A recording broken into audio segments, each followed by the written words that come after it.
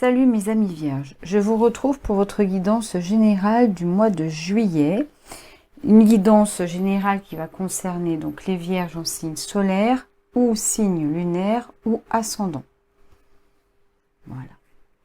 Alors, vous avez une petite vidéo de présentation qui est sur ma chaîne et je vous mets le lien tout en haut de votre vidéo.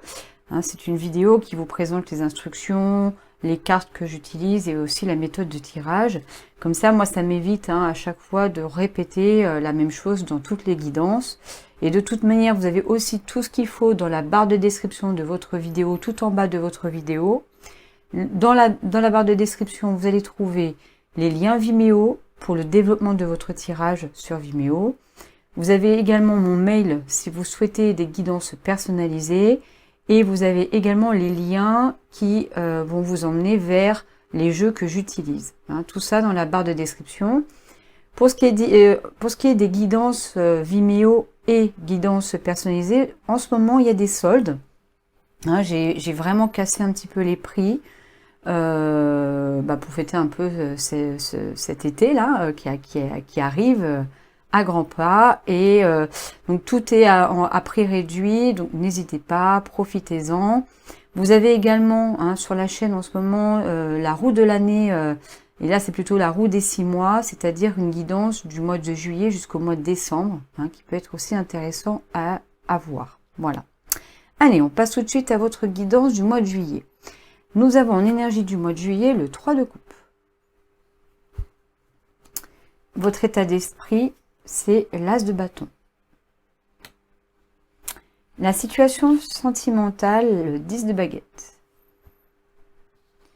La situation professionnelle, financière, matérielle, la reine de pentacle. La situation, enfin votre vie intérieure, votre vie spirituelle, la grande prêtresse. Tiens, c'est vraiment la carte qui symbolise bien la vie intérieure ou spirituelle, la grande prêtresse. Ensuite, les 3 conseils de l'univers, les conseils de lâcher, d'arrêter et de continuer.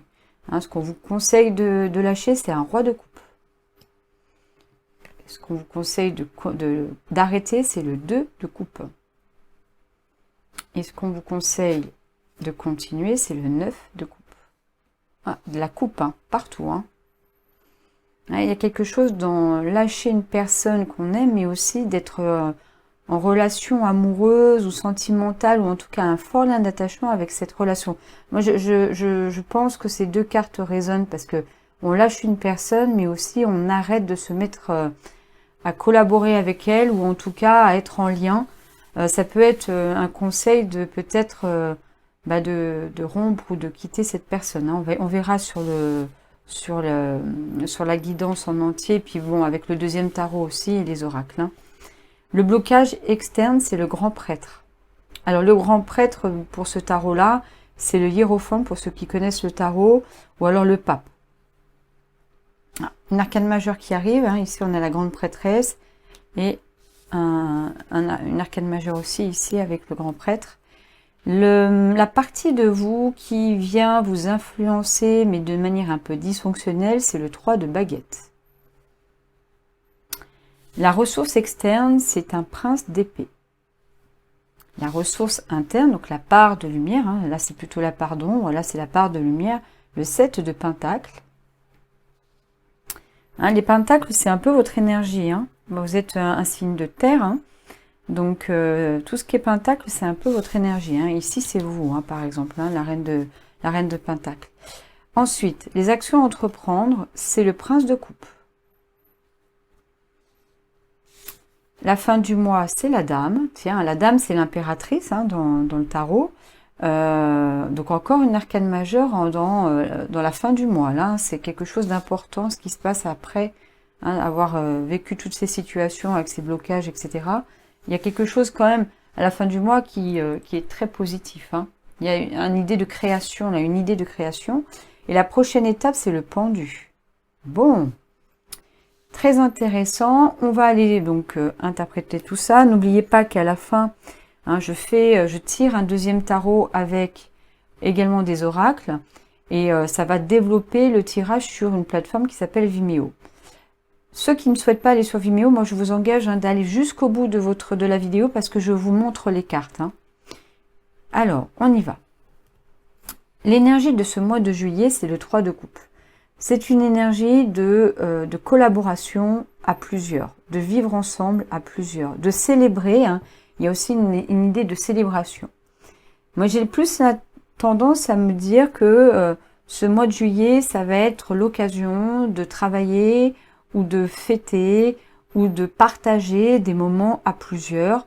Souvent, c'est soit des amis, c'est des personnes avec qui vraiment on a un lien d'attachement, donc ça peut être des amis, ça peut être la famille, mais ça peut aussi au niveau du travail, la collaboration avec des personnes. Il y en a plusieurs, c'est un groupe dans lequel vous vous insérez, et en fait, c'est l'idée que tout ce mois de juillet va être sous ce signe-là de la collaboration.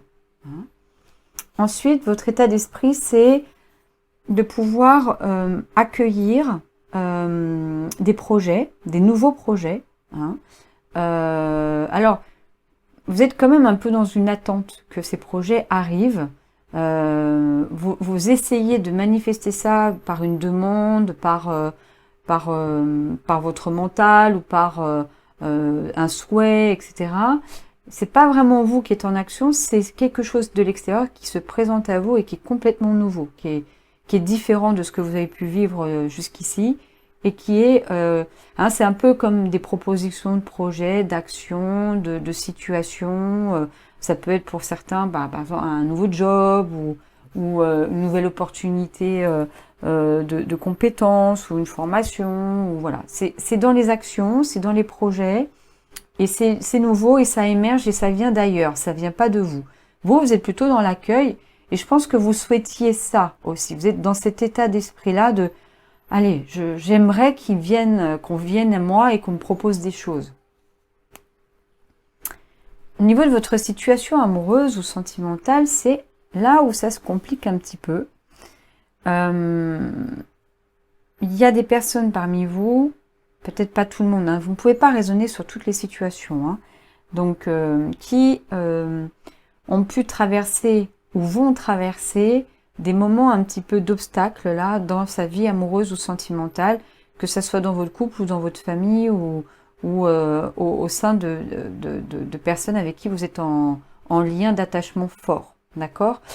C'est pour ça que ici il y a quelque chose qu'on vous conseille par rapport à ce qu'il faut lâcher et ce qu'il faut arrêter, c'est vraiment une relation qui peut sembler, alors j'allais dire toxique, mais en tout cas qui ne vous fait pas du bien pour l'instant. C'est peut-être quelqu'un avec qui vous êtes en couple. En tout cas, il y a vraiment une relation d'attachement fort avec cette personne. C'est peut-être quelqu'un avec qui vous n'êtes plus en couple, mais on vous dit quand même de lâcher encore parce que peut-être qu'elle revient, peut-être qu'elle elle se manifeste toujours par des messages, par des appels, ou elle gravite encore un petit peu autour de vous. Donc soit, c'est parce que ça a été compliqué, difficile avec cette relation-là. Et on vous dit de lâcher la personne, de la mettre de côté parce qu'elle est un petit peu encore trop présente dans votre vie, dans votre quotidien. Et là, on vous dit vraiment d'arrêter de partager quelque chose avec elle. Parce que je pense que la situation que vous ressentez là, au mois de juillet, c'est qu'il y a quelque chose qui se termine. Mais ça se fait difficilement. C'est un peu comme un travail de deuil qui est en train de se faire ou de commencer. Et vous le faites avec beaucoup d'efforts et beaucoup de fatigue et beaucoup d'épuisement parce que énergétiquement, ça vous a un peu pompé là. Par contre, au niveau professionnel, au niveau matériel, financier, vous êtes au cœur de ce domaine-là. C'est vous qui êtes dans l'action, c'est vous qui arrivez à manifester ce dont vous avez besoin, vos envies, vos désirs, vos projets, ce que vous souhaitez pour vous, ce que vous souhaitez pour les autres. Vous êtes vraiment à même à vous occuper de ça et d'obtenir ce dont vous avez besoin. Donc vous êtes au cœur ici de votre vie professionnelle et matérielle et financière. C'est vous, c'est une reine de pentacle, c'est vous ça. Alors on verra avec le deuxième tarot ce qu'on peut avoir encore plus comme info par rapport à cette position-là, mais vous êtes au cœur d'ici. Dans votre vie intérieure ou dans votre vie spirituelle, il y a une sorte de connexion vraiment avec, et en même temps ce qui est inconscient, secret, caché à l'intérieur de vous, et en même temps avec des choses beaucoup plus subtiles comme votre intuition, comme vos rêves, comme pour certains qui pratiquent ou qui veulent s'exercer ou devenir, ou en tout cas qui veulent, enfin qui pratiquent hein, les cartes ou le pendule ou d'autres types de comment dire, de pratiques un peu ésotériques, etc. C'est vraiment le mois de juillet quelque chose qui vous permet, enfin un mois qui vous permet d'être vraiment connecté et en même temps à ce qu'il y a de céleste, on va dire, de subtil, et en même temps à ce qu'il y a à l'intérieur de vous. D'accord? Donc il y a vraiment une connexion spirituelle là en ce moment, au mois de juillet en tout cas, très forte pour vous. Et on vous conseille, je pense là aussi, de vraiment être à l'écoute de tout ce que vous recevez de manière subtile. Ça peut être des synchronicités, ça peut être vraiment, hop, la petite intuition qui vient et qui vous dit exactement ce qu'il faut faire, etc. Et qui est bien ancrée, alignée avec vos énergies, etc. Donc, hein, c'est plutôt positif sur ces domaines-là. Là où c'est plus complexe et là où je pense qu'on vous conseille vraiment de lâcher ou d'arrêter certaines situations, certaines relations ou certains comportements, c'est dans la sphère amoureuse et sentimentale. Il y a une personne, il y a ce roi de coupe. Alors, n'oubliez pas, ce n'est pas forcément un homme, hein, ça peut être aussi une femme. En tout cas, c'est une personne avec qui vous êtes en lien d'attachement fort. Ça peut être votre partenaire, votre compagnon ou votre compagne, qui a un certain âge, qui est assez mature, qui a une maîtrise sur vos émotions, qui peut peut-être même un petit peu en user ou en utiliser un petit peu ce que vous ressentez ou qui a eu en tout cas peut-être ce comportement avec vous, d'accord. Ça peut être un père ou une mère aussi, hein. Mais en tout cas, on vous dit que ce qu'il faut, en tout cas ce qu'on vous conseille, c'est d'être le moins possible en connexion avec lui. Il y a de la collaboration, mais pas dans cette sphère amoureuse, ou en tout cas concernant cette personne en particulier. D'accord? Là, c'est vraiment roi de coupe, deux de coupe. Hein. Donc le deux de coupe, c'est le couple. Hein. C'est le partage, c'est d'être en lien avec quelqu'un. C'est de partager des émotions avec cette personne. Et là, quelque part, on vous dit... il va falloir peut-être avec elle, c'est vraiment on cible une personne, hein, avec elle il va falloir peut-être un peu stopper les choses là. C'est pas forcément quelque chose qui vous veut du bien ou une personne qui vous veut du bien. Je bafouille. Par contre, ce qu'on vous dit de continuer à faire, c'est vraiment, et moi ça me résonne avec le 3 de coupe, c'est de vous remettre en relation avec d'autres personnes avec qui vous pouvez partager des émotions, avec qui vous pouvez partager de l'amour, de l'amitié, des ressentis, etc. De convoquer et de diversifier les sources d'attachement. En vous détachant de cette personne-là, de faire revenir chez vous ou à l'intérieur de vous, dans votre vie sentimentale et émotionnelle, des personnes qui, elles, partagent aussi les mêmes sentiments que vous et vous veulent du bien, des personnes bienveillantes. Là, c'est un conseil parce que c'est pas trop le cas. J'ai plus l'impression que vous êtes un peu isolé, peut-être à cause de cette personne-là. Alors, ça peut pas répondre à tout le monde, hein, ça peut pas concerner tout le monde, hein. N'oubliez pas, les guidances générales, ça reste général. Hein, donc, il faut prendre ce qui résonne pour vous, et surtout pendant le mois de juillet. Alors, le blocage externe, c'est le grand prêtre. Moi, ça résonne avec le roi de coupe. Hein. Normalement, le grand prêtre, c'est la morale, c'est la personne qui détient la connaissance suprême, hein, qui donne un cadre moral, presque religieux, pour que les hommes puissent vivre ensemble, d'accord? C'est la foi, c'est le mariage, c'est les actes qui lient les gens de manière formelle et presque spirituelle, d'accord? Donc ça peut parler aussi du mariage, hein, le grand prêtre, ça peut parler également d'un enseignant, de quelqu'un qui enseigne et qui a ce savoir ultime et qui a cette capacité à vous apprendre des choses. Là, j'ai l'impression qu'on parle soit de cette personne qui ne souhaite pas forcément que vous preniez ce départ-là, ici. Je crois que vraiment, il ou elle tourne autour de vous et elle ou il fait valoir que vous êtes liés par un contrat. Et que ça soit un contrat de mariage, un pax, ou une maison, ou des enfants, ou voilà. D'accord? Et ça bloque un petit peu dans votre situation.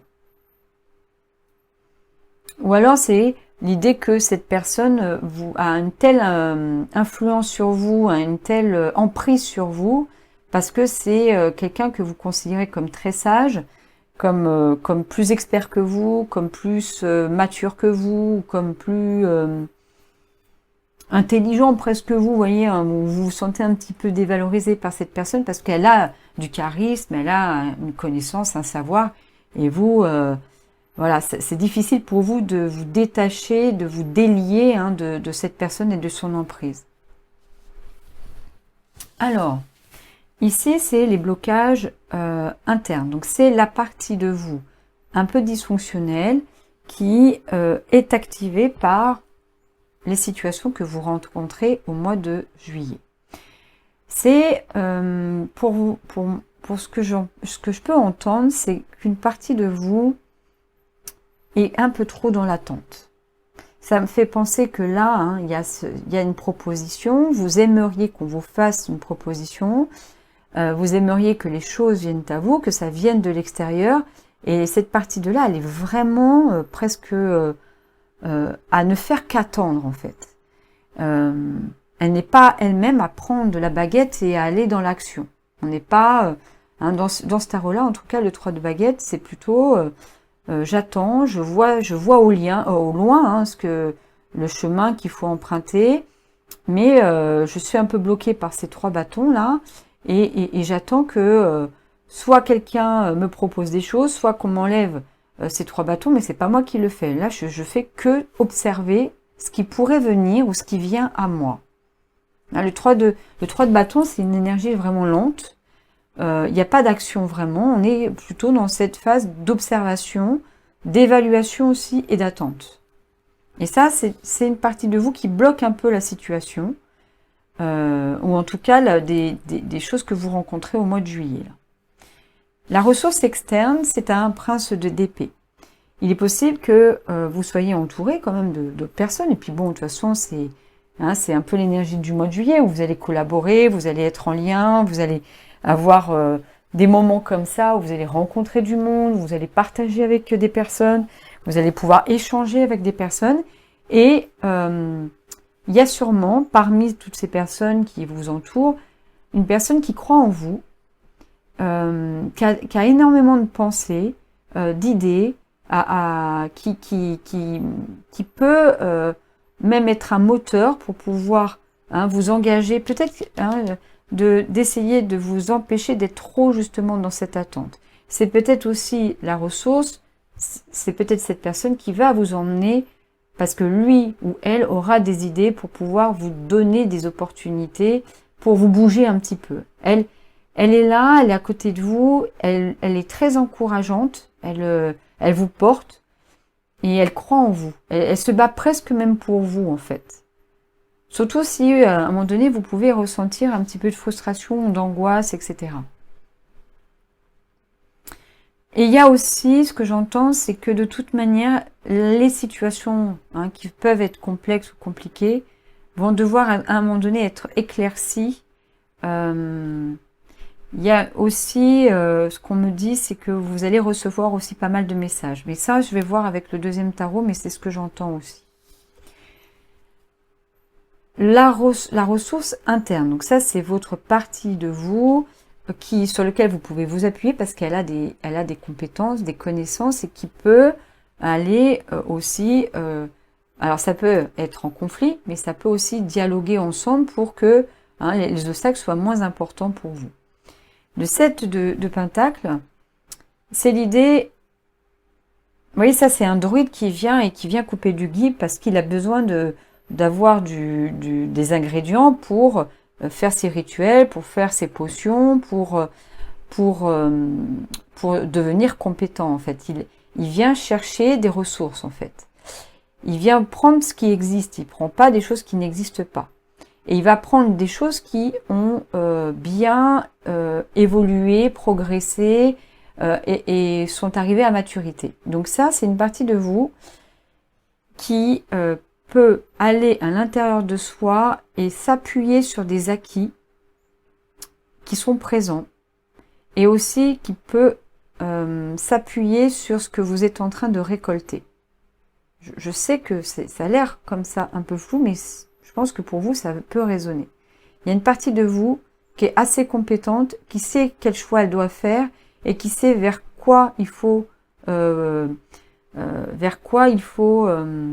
c'est...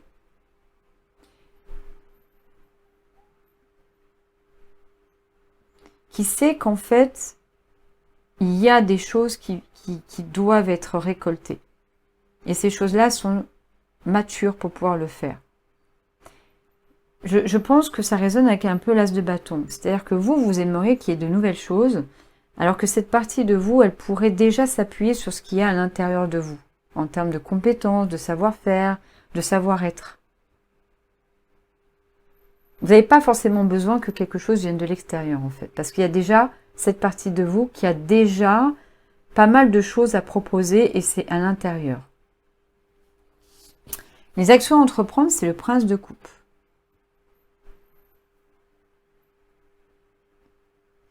Donc ça résonne avec tous les conseils là.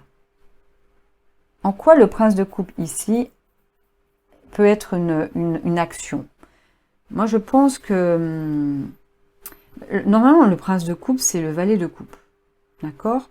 Donc c'est quelque chose d'assez juvénile.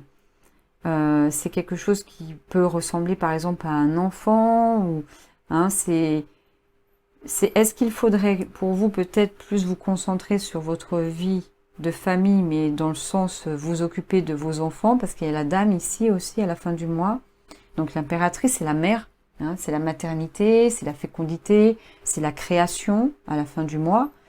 Moi, je pense que là, pour le prince de coupe, on va avoir plus d'éléments avec l'autre tarot, mais ça parle d'enfants là. Ça parle d'aller s'occuper d'enfants ici. Alors quand on n'en a pas, c'est un peu particulier, donc ça veut dire que ça ne résonne pas forcément avec vous. Mais dans ces cas-là, il y aura sûrement avec le deuxième tarot plus d'informations et plus de choses qui vont vous concerner si vous n'avez pas d'enfants. Donc à la fin du mois, nous avons la dame, l'impératrice, donc une arcane majeure importante, parce que c'est vraiment en lien avec l'instant présent, le bien-être, la maternité, donc mais en fait, au sens plus large, c'est la parentalité, la création, la fécondité, l'abondance, la richesse, c'est la récolte. C'est vraiment la dame ou l'impératrice, elle est dans l'instant présent, alors que l'empereur, il est plus dans le futur, il est plus à anticiper les choses. Elle est là, elle est en lien avec ses besoins, ses envies, ses désirs, elle les respecte, elle les écoute. Mais elle prend en compte aussi les autres, elle sait que les autres aussi ont des envies, des besoins, des désirs, elle les prend en compte et elle s'occupe aussi des autres. Elle s'occupe d'elle-même, parce qu'elle est la génitrice, donc elle est celle qui porte la vie, mais aussi, elle va s'occuper aussi des autres. C'est vraiment la mère suffisamment bonne, quoi.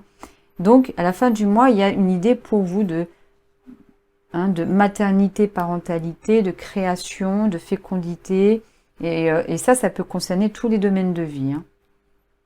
Les prochaines étapes, c'est le pendu.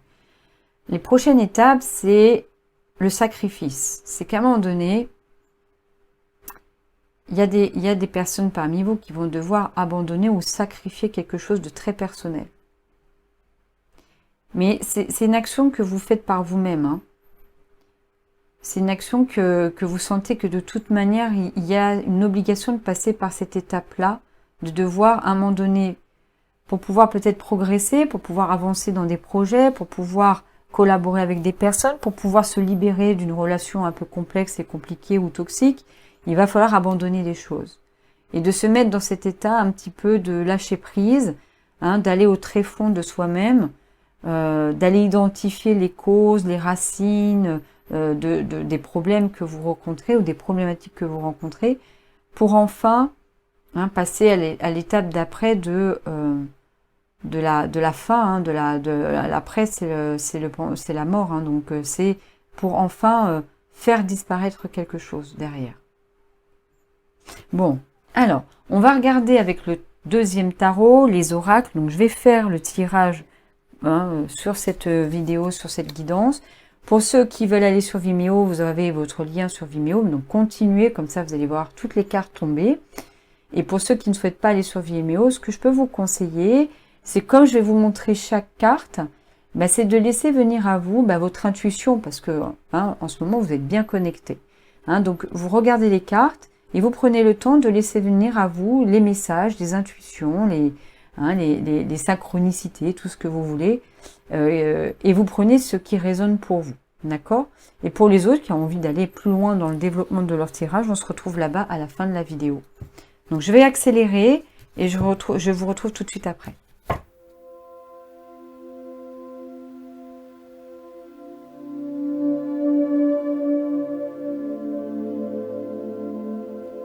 Allez, on va regarder, mes amis vierges, toutes les cartes et ensuite, pour ceux qui veulent, on va développer tout ça sur Vimeo.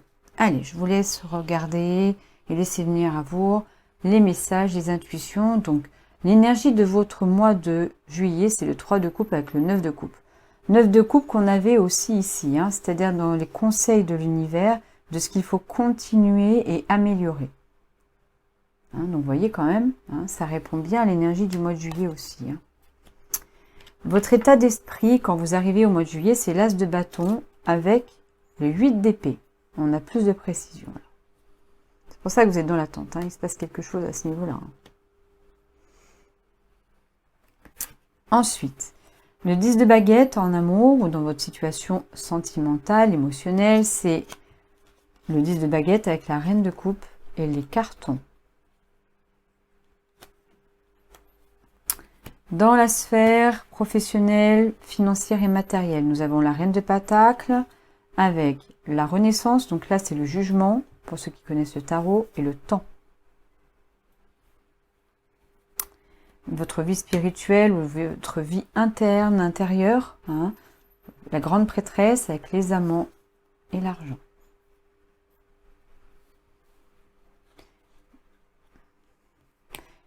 Ensuite, dans ce qu'il faut lâcher, ce qu'on vous conseille de lâcher, il y avait le roi de coupe avec la mère, la dame, dans la fin du mois. Ensuite, la Kundalini, la jalousie, séparation. Ce qu'on doit arrêter, ou ce qu'on vous conseille d'arrêter, le 2 de coupe, le 3 de coupe. 3 de coupe qui est l'énergie aussi ici, d'accord? Donc, ça résonne. L'énergie du mois de juillet résonne avec ce qu'il faut arrêter et ce qu'il faut continuer.